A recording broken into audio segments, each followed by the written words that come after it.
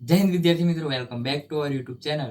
હું આશા રાખું છું કે તમે બધા મજામાં હશો. મારું નામ છે યુવરાજ ને તમારું સ્વાગત છે તમારી યુટ્યુબ ચેનલ યુવરાજ એજ્યુકેશન પર. તો વિદ્યાર્થી મિત્રો, આજે હું તમને શીખવાનો છું ધોરણ 12 વિષય આંકડાશાસ્ત્રનો પહેલું ચેપ્ટર એટલે કે સૂચકાંકનો એક આઈએમપી દાખલો. જે દાખલો હું તમને સરળતાથી અને પૂરેપૂરી સમજૂતીપૂર્વક શીખવાડવાનો છું. તો તમે તે દાખલો શીખવા માટે મારી સાથે બને રહો આ વિડીયોમાં છેલ્લે સુધી, જેથી તમે તે દાખલો સરળતાથી શીખી શકો. તો ચાલો દાખલાની શરૂઆત કરીએ.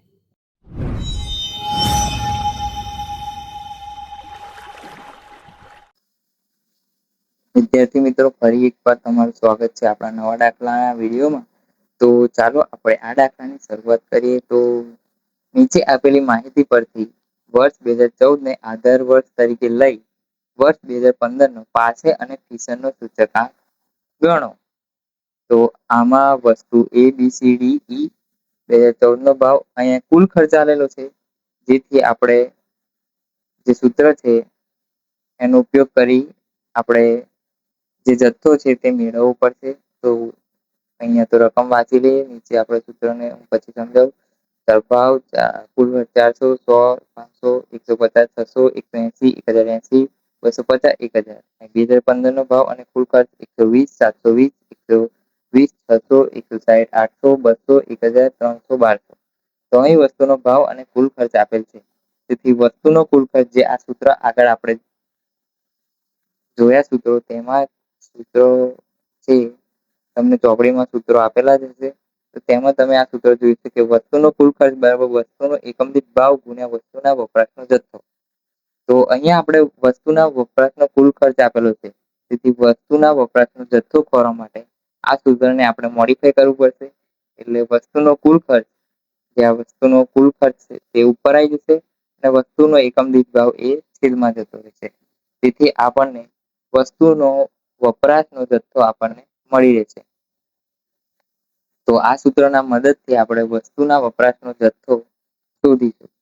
તો શોધ્યા પછી આપણે જે ફિશરનો સૂચકાંક અને પાસાનો સૂચકાંકમાં સૂત્રમાં જે જરૂર પડે છે તે આપણે PQ આપણે શોધીશું. તો સૌપ્રથમ વસ્તુ એ માટે P0 આપેલ છે, પ્રાઇસ જે આપણી છે 100, Q0 આપણે શોધીશું. તો તેમાં કુલ ખર્ચ છે 400 ભાગ્યા 100 બરાબર 4. આપણને કુલ ખર્ચ મળી ગયો. 2015 માટે પ્રાઇસ છે 120, તો તેમાં કુલ ખર્ચ છે 720 ભાગ્યા 120 બરાબર આપણને તેમાં કુલ ખર્ચ એટલે કુલ જથ્થો મળી જશે 6.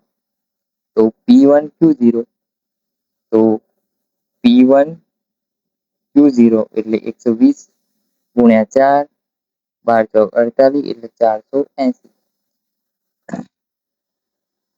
P0 Q0 એટલે P0 Q0 એટલે 100 ગુણ્યા 4 બરાબર 400.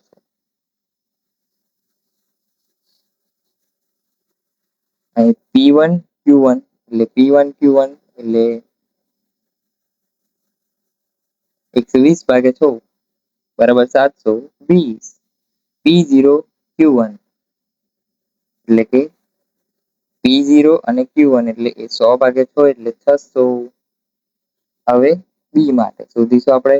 તો તેની પ્રાઇસ એ 100 છે, એટલે તેનો કુલ ખર્ચ 500 છે ભાગ્યા 100 બરાબર 5.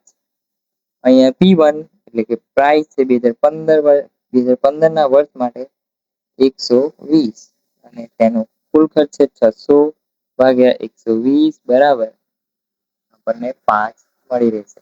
તો P1 Q0 એટલે P1 Q0 એટલે 120 ભાગ્યા 5 બરાબર 12 × 60 એટલે 600.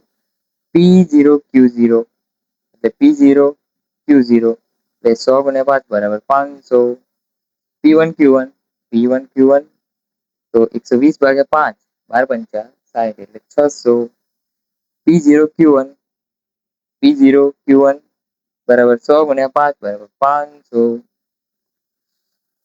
હવે C માટે પ્રાઇસ છે 150, ક્વોન્ટિટી આપણે શોધવાની છે. તો કુલ ખર્ચ છે 600 ભાગ્યા 150 બરાબર 600 ભાગ્યા 150 કરીશું 4 મળશે. અહીંયા પ્રાઇસ છે 2015 ના વર્ષ માટે 160.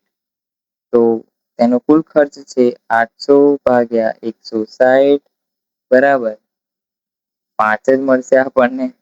તો P1Q0 એટલે P1Q0 એટલે 160 ભાગ્યા 4 એટલે 16 ચોક 64 640 P0Q0 P0Q0 150 15 ચોક 60 બરાબર 600. P1Q1 P1Q1 એટલે 160 ગુણ્યા 5 બરાબર 800. અહીંયા P0Q1 તો 115 પંચા 75 750. હવે ડી માટે શોધીશું. તો ડી માટે 2014 માટે પ્રાઇસ છે 180. કુલ ખર્ચ છે 1080 ભાગ્યા 180 બરાબર 6 આપણને જવાબ મળી જશે. 2015 ના વર્ષ માટે પ્રાઇસ છે 200. કુલ ખર્ચ છે 1000 ભાગ્યા 200 બરાબર 5 જ મળશે આપણને. તો P1Q0 એટલે P1Q0 તો 200 ગુણ્યા 600 2 1200. P0Q0 તો 180 ગુણ્યા 6 તો 1080. P0Q0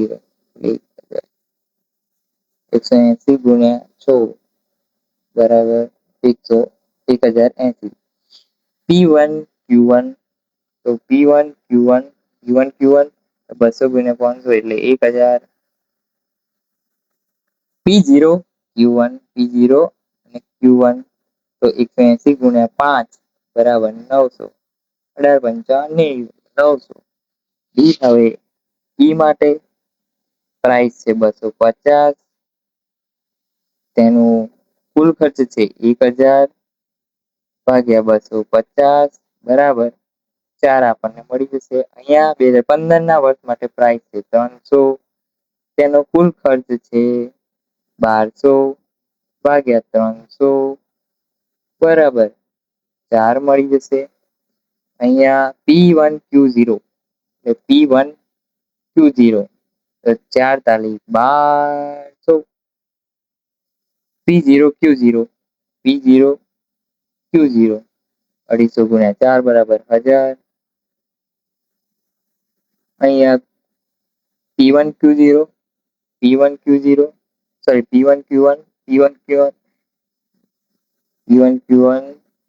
તો અહીંયા આવશે 1200 4 તાલી 12. અહીંયા P0Q1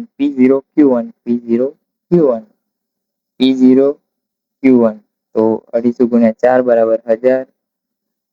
હવે કુલ સરવાળો કરીશું. કુલ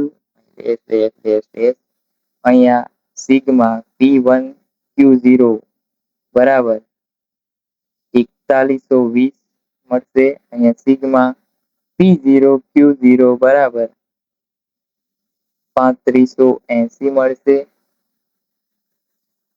અહીંયા સિગ્મા P1Q1 બરાબર કેટલા મળશે 4320 મળશે. અહીંયા સિગ્મા P0Q1 બરાબર કેટલા મળશે 3750 મળશે.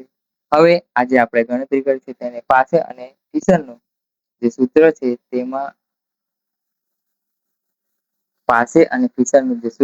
તેમાં આપણે આ રકમને મૂકી અને તેનો સૂચકાંક મેળવીએ.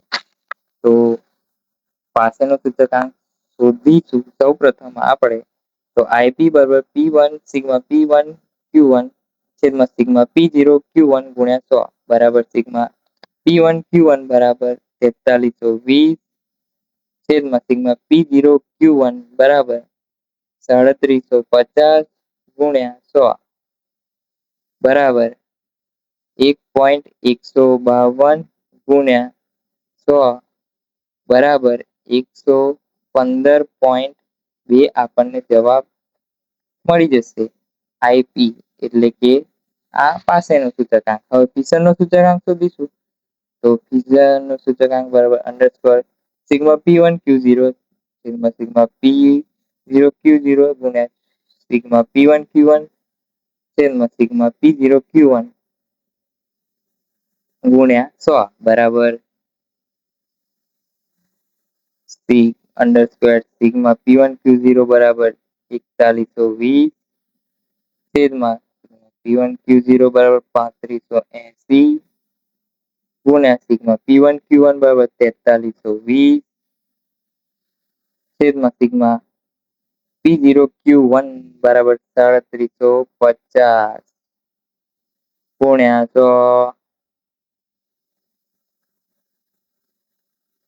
આનો ને આનો ભાગાકાર 4120 અને 3580 નો ભાગાકાર કરીશું તો 1.1508 પાછળના 4 આંકડા લેવા જરૂર છે. તેથી 1508 તેના ગુણ્યા 4320 ભાગ્યા 3750 ભાગાકાર કરીશું તો 1.152 ગુણ્યા 100 બરાબર આનો ને આનો ગુણાકાર કરીશું તો 1.3257 ગુણ્યા 100. સૌપ્રથમ આને અંડરસ્કોર માંથી બહાર કાઢીશું તો 1.1514 ગુણ્યા 100. આને અંડરસ્કોર માંથી બહાર કાઢ્યા પછી ગુણાકાર કરીશું. તેથી 1.1514 ગુણ્યા 100 બરાબર 115.14 આપણો ફિશરનો સૂચકાંક મળી ગયો. આઈએફ બરાબર 1514. તેથી પાસેનો સૂચકાંક 115.2 અને ફિશરનો સૂચકાંક 115.14 આપણને મળી રહેશે. તેથી આ દાખલો અહીંયા પૂરો થાય છે. મળીએ એક નવા બીજા દાખલામાં. તો વિદ્યાર્થી મિત્રો, અહીંયા આપણો દાખલો પૂરો થાય છે. જો તમને દાખલામાં કંઈ પણ ખબર ના પડી હોય તો તમે કમેન્ટ સેક્શનમાં જણાવી શકો છો, તો હું તમને તે શીખવાડી દઈશ. અને વિદ્યાર્થી મિત્રો, વિડીયો જો થોડો પણ સારો લાગ્યો હોય તો તમે કમેન્ટ સેક્શનમાં એક નાની એવી સારી કમેન્ટ કરતા જજો. અને આપણા આ વિડીયોને લાઇક, શેર અને આપણી યુટ્યુબ ચેનલ એટલે કે યુવરાજ એજ્યુકેશનને સબસ્ક્રાઈબ કરતા જજો. જય હિન્દ. મળીએ એક નવા વિડીયોમાં.